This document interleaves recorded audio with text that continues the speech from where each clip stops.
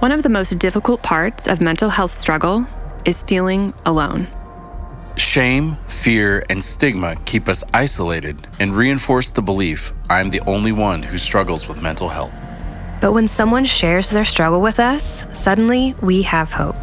Even when pain is present, there is something so healing about being in community. How do we build a community in the middle of our struggle? Someone needs to start the conversation. Yes, and most of the time, we are hoping someone else will be the one to do it. What if we stopped waiting on others and told our story? What if we said, I'll start? Welcome to I'll Start, a podcast where individuals bravely share their stories, listen with compassion, and connect through their faith and mental health experiences. Here's a glimpse of some of those stories. I couldn't control my blood pressure. I couldn't control my panic attacks. I couldn't control me. And so I thought, I am going to lose this baby because of me. Chicago was big enough that it felt like everyone was around me, but enough's going on that no one really noticed. But it just was such like this moment that I was embarrassed. I wish like I was alone for this, and just like shame and just my friends were wondering what's going on, and it's like, I don't know where this came from.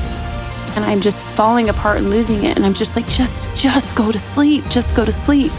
And then you leave, you just kind of fall apart. Like you leave the room and you realize like, this is an emotion that's, these are chemicals that have flooded my body. And I didn't have the insight to just walk away, to step away for a moment, It was these irrational obsessive thoughts, like going as far as like thinking about my own like funeral even, which at the time like I was relatively healthy. Like there was no indicator that something was going on. It was just the irrationality of how I was thinking through it. But what I heard as a sixth grader was that I was dumb, that I was stupid, that I would always need help, and that there was really nothing I could do to overcome this.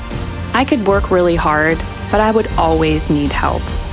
And that, if I'm really being honest, set a trajectory. It brought me to a true moment of surrender.